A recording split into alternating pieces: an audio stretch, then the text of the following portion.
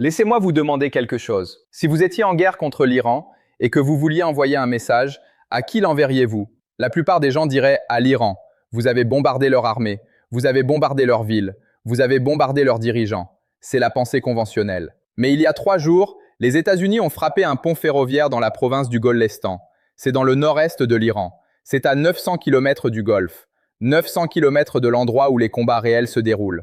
Alors, pourquoi feriez-vous ça? Pourquoi iriez-vous frapper spécifiquement un pont qui n'a rien à voir avec les opérations navales, rien à voir avec le détroit d'Ormuz, rien à voir avec l'armée iranienne qui vous tire réellement dessus? Voici la réponse. Cette frappe n'était pas un message adressé à Téhéran. Cette frappe était un message adressé à Pékin et à Moscou. Et une fois que vous comprenez pourquoi, vous comprendrez la véritable forme de cette guerre. Nous avons passé des mois à étudier ce qui nous attend entre 2026 et 2030. Et j'ai tout mis dans un e-book intitulé « Le prochain basculement mondial. Comment rester en avance sur l'effondrement économique et la guerre. Les économies, les conflits, les décisions que vous devez prendre. » Si vous voulez mon e-book, lien en description et en commentaire. Passons à la vidéo. Si vous êtes nouveau ici, ce qu'on fait sur cette chaîne, c'est qu'on ralentit, on regarde la carte, on regarde les chiffres et on découvre ce qui se passe réellement sous les gros titres. Aujourd'hui, on va parler d'un pont dans une province d'Iran. Mais à la fin de cette vidéo, vous comprendrez pourquoi ce pont est lié à l'approvisionnement pétrolier de la Chine, au corridor commercial de la Russie et à la survie à long terme du dollar américain. Commençons par la carte. D'accord. Alors voici l'Iran. Vous avez le Golfe au sud. Vous avez le détroit d'Ormuz ici. C'est là que se déroule toute l'action navale. C'est là que sont les pétroliers. C'est de là, depuis Bahreïn, qu'opère la 5e flotte américaine. Maintenant, regardez vers le nord. Regardez tout au nord, au-delà de Téhéran, au-delà des monts Alborz, jusqu'au coin nord-est de l'Iran. Juste ici, c'est la province du Golestan. Le Golestan est intéressant. Ça n'a pas l'air de grand-chose sur une carte. Ce n'est pas une région pétrolière. Ce n'est pas un pôle militaire. Elle borde le Turkménistan au nord. Et en temps de paix, la plupart des gens n'en ont jamais entendu parler. Mais il y a une chose qui traverse le Golestan qui la rend extrêmement importante. Une ligne ferroviaire. Ce n'est pas n'importe quelle ligne ferroviaire. Ça fait partie de ce que le monde appelle le corridor de transport international nord-sud.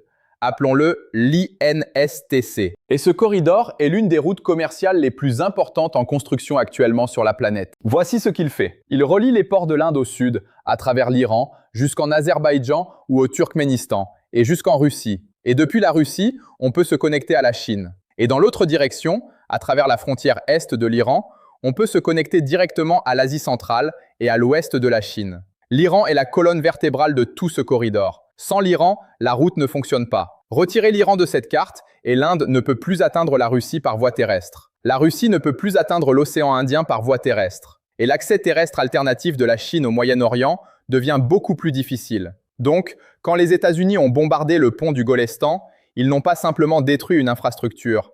Ils ont sectionné un aire de la chaîne d'approvisionnement dont dépendent 3 grandes puissances. Et ces 3 grandes puissances sont la Chine, la Russie et l'Inde. C'est pour ça que cette frappe était différente. C'est pour ça qu'elle compte. Maintenant, laissez-moi vous expliquer l'enjeu pour la Chine, parce que c'est crucial.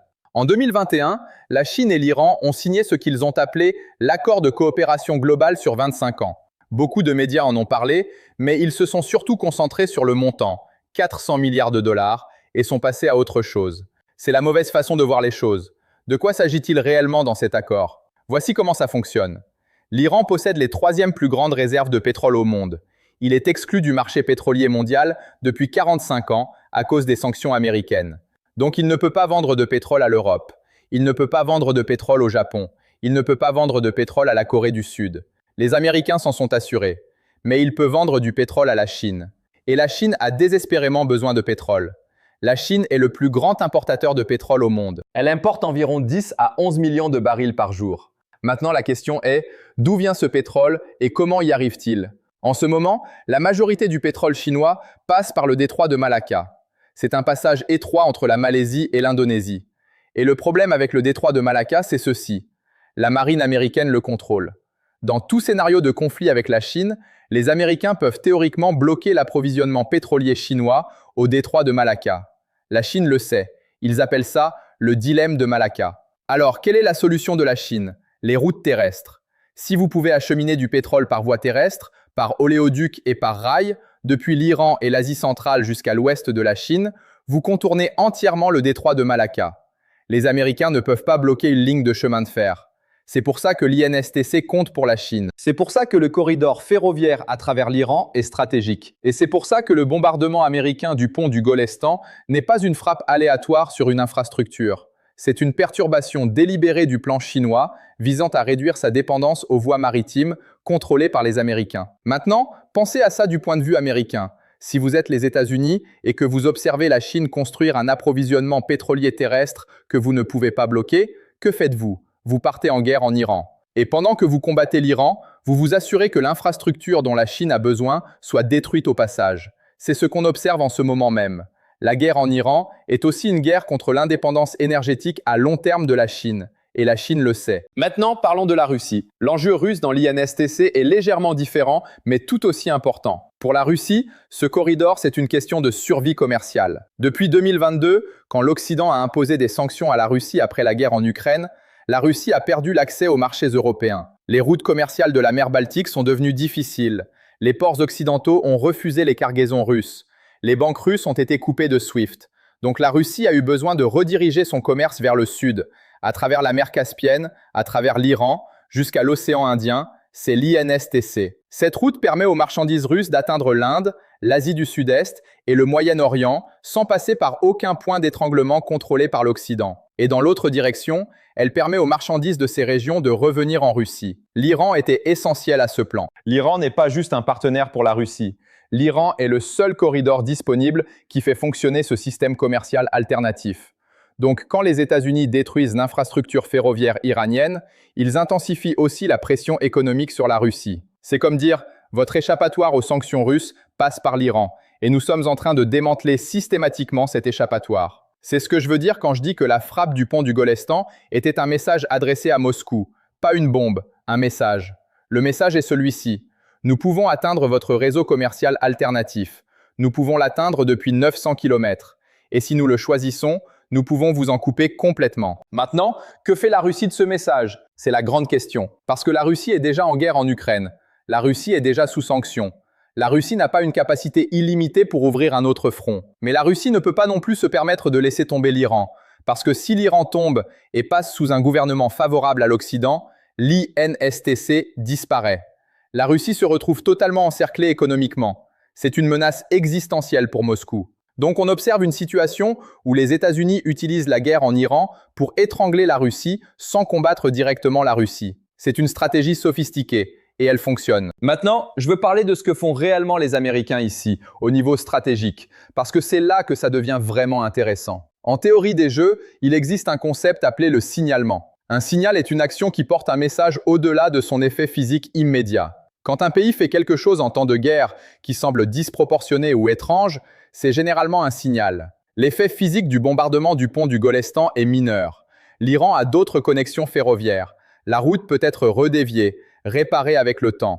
Le pont lui-même ne va pas déterminer l'issue de cette guerre. Mais le signal est énorme. Voici ce que les États-Unis signalent en frappant ce pont. Signal numéro 1.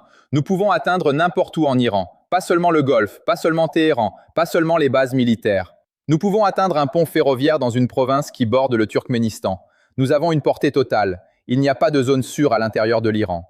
Signal numéro 2. Nous comprenons votre stratégie terrestre. Ceci est adressé à la Chine et à la Russie. Nous savons ce qu'est l'INSTC. Nous savons ce qu'il représente pour votre sécurité énergétique et votre indépendance commerciale.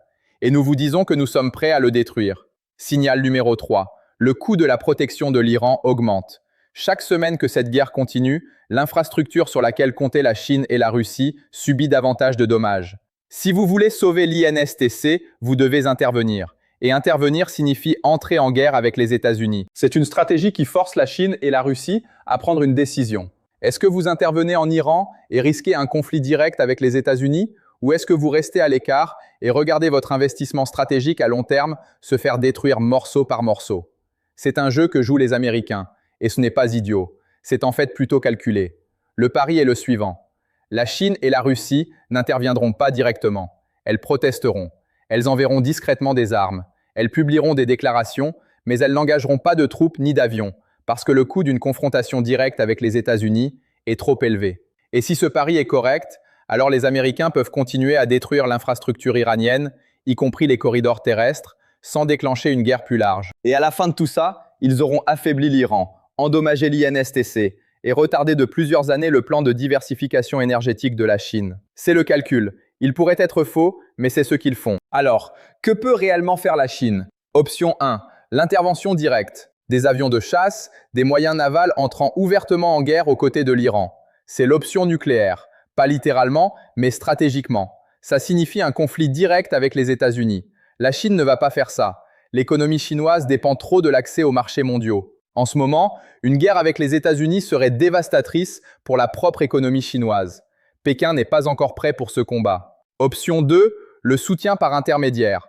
La Chine envoie discrètement des armes à l'Iran, des composants de drones, du renseignement satellitaire, de la technologie de communication.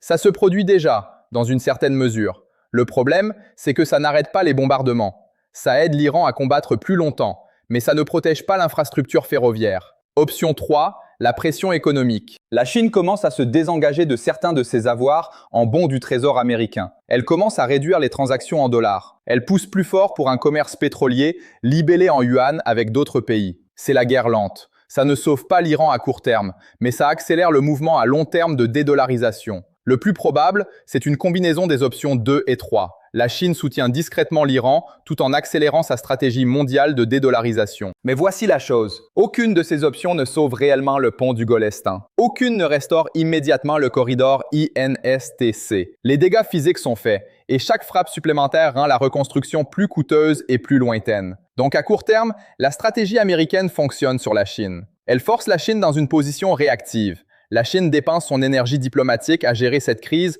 plutôt qu'à construire le corridor commercial dont elle a besoin. Mais c'est une victoire pour Washington. Pas une victoire permanente, mais une victoire dans le moment présent. Maintenant, prenons du recul. Regardons ça au niveau le plus élevé. Ce que vous observez en ce moment n'est pas juste une guerre en Iran. Vous observez les États-Unis en train de tenter de réécrire l'infrastructure du commerce mondial avant de perdre la capacité de le faire. Voici ce que je veux dire. L'Empire américain repose sur deux choses. Le dollar et la capacité à contrôler les points d'étranglement clés du monde. Le détroit d'Ormuz, le détroit de Malacca, le canal de Panama, la mer Baltique. Ces points d'étranglement sont là où la puissance américaine s'exerce. Depuis 10 ans, la Chine et la Russie construisent des alternatives terrestres à ces points d'étranglement. L'initiative des nouvelles routes de la soie, l'INSTC, les oléoducs transfrontaliers, les systèmes de paiement numérique qui contournent SWIFT. Tout le projet de cette décennie pour Pékin et Moscou a été de créer un monde où les points d'étranglement américains n'ont plus d'importance. L'Iran était une pierre angulaire de ce projet au Moyen-Orient. Sans l'Iran, les routes terrestres de la Russie et de l'Asie centrale vers l'océan Indien